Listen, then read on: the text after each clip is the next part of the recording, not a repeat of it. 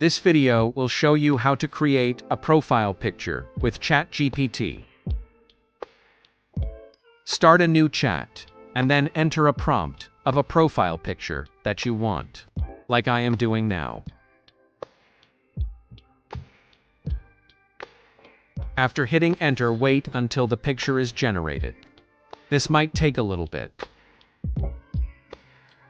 Once the picture is generated, you can regenerate it if you do not like it, or you can edit the current picture. You can add words or change the background color just by asking ChatGPT to do so. For example, I asked Chat to add words and change the background color.